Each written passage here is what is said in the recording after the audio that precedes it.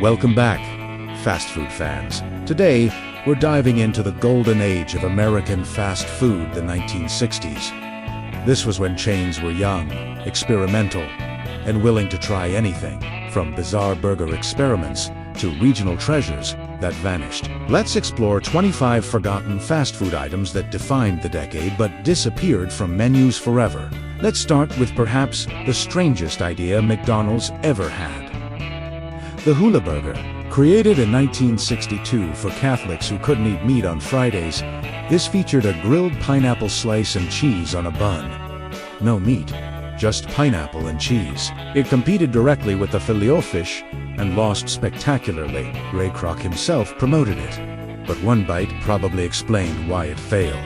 Next, remember Burger Chef's Works Bar?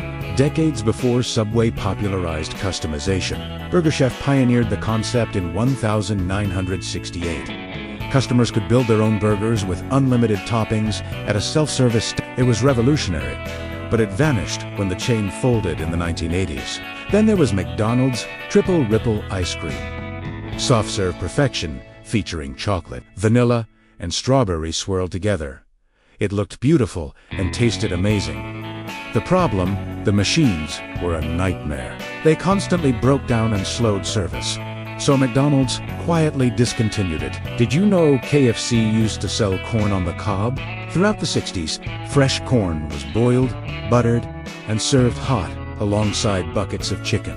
It was popular but eventually phased out as KFC standardized its menu for efficiency. A&W had the Teen Burger, specifically marketed to teenagers with extra bacon, cheese, and special sauce. It was a hit in Canada where it still exists, but it mysteriously vanished from American locations. Over at Burger King, they had the Yumbo, the original hot ham and cheese sandwich.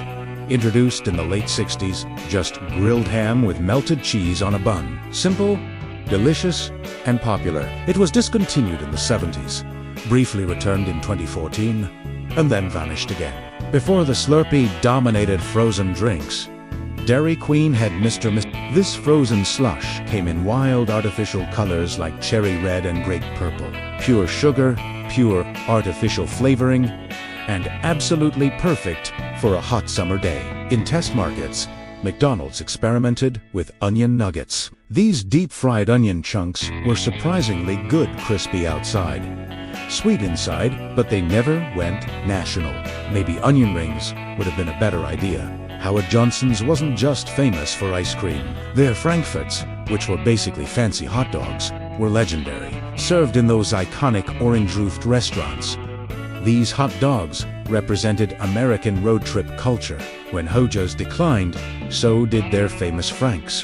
White Castle gave us fish nibblers, tiny, bite-sized fried fish pieces, essentially fish nuggets before they were called nuggets. Crunchy, convenient, and actually delicious. They were quietly discontinued despite being Remember McDonald's strawberry shortcake?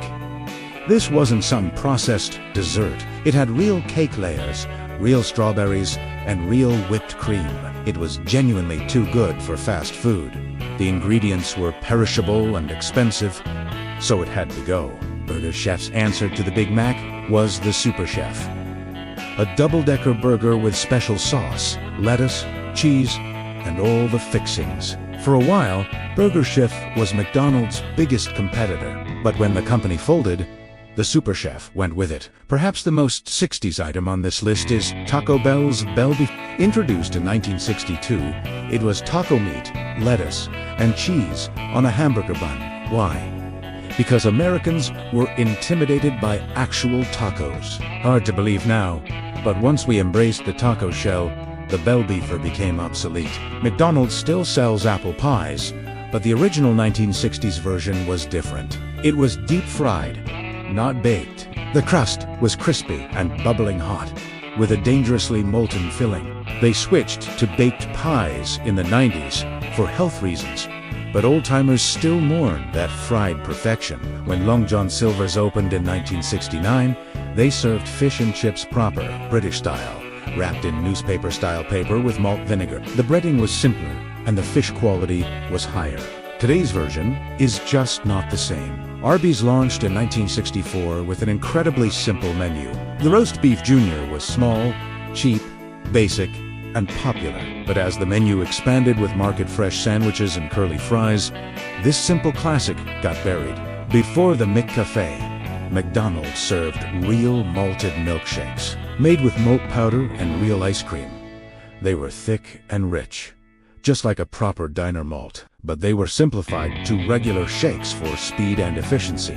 Let's not forget the countless regional-driven specials. Green River floats in Washington, Frostop's root beer floats, and local burger chains with secret sauces. These unique items vanished as national chains took over. So, why did they all disappear? The 1960s were an era of experimental chaos in fast food. Chains tried everything to stand out. Some items were too complicated, some were too expensive, and some were just too weird. Many were genuinely delicious, but didn't fit the emerging formula.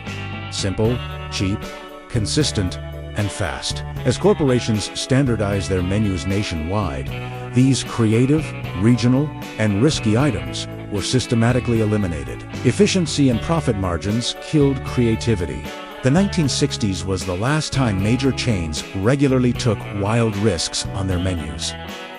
These weren't just business failures. They represent a time when fast food was still figuring itself out. Some experiments taught valuable lessons, while others were simply ahead of their time. All of them are now forgotten, except by those lucky enough to have tasted them. Did you get to try any of these forgotten fast food items? Which one do you think deserves a comeback? Let us know in the comments below.